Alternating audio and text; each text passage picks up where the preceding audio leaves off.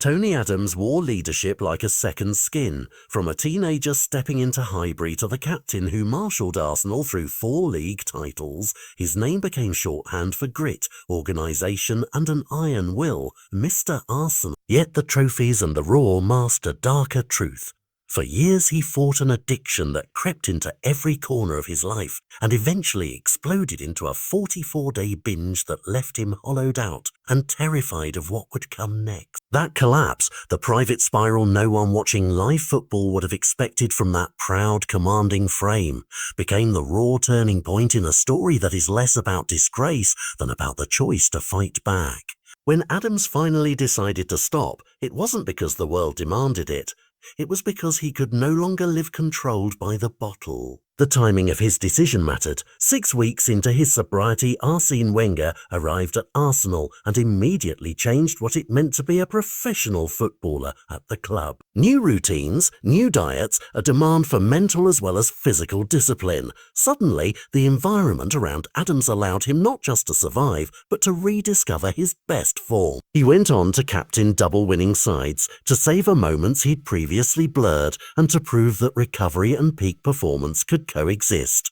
Yet recovery for Adams was never only personal. He had seen how addiction could wreck families, ruin careers, and even send people to prison. His own run, ins with the law, and the shame that accompanied them left him determined to make sure others wouldn't have to face the same isolation. Out of that determination came Sporting Chance, founded in 2000, a clinic and charity built to give sports people the same professional help Adams had needed: counselling, structured residential treatment for addictive disorders, and education designed for athletes' unique pressures. For us, Sporting Chance has since become a lifeline for current and former professionals, an institutional answer to a cultural problem that, for too long, was treated as private embarrassment rather than a medical issue.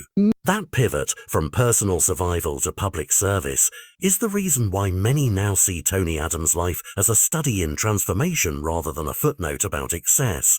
He used his platform and his story to destigmatize addiction and to create an actual pathway back to health for others. Time carved his comeback into the fabric of the club.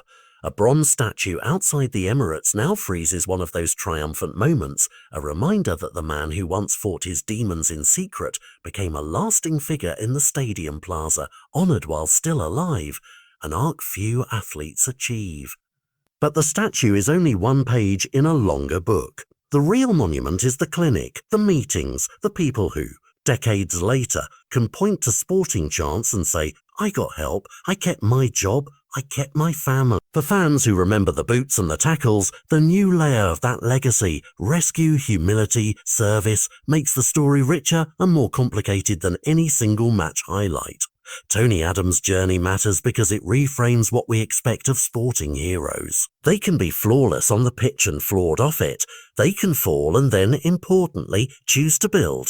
That choice turned a private catastrophe into a public good, and in doing so, Adams helped change the conversation around mental health and addiction in elite sport. In the end, the celebration is not just about trophies or a statue outside the Emirates. It's about a man who was brave enough to be honest, determined enough to change, and generous enough to make sure others could find the help he once needed.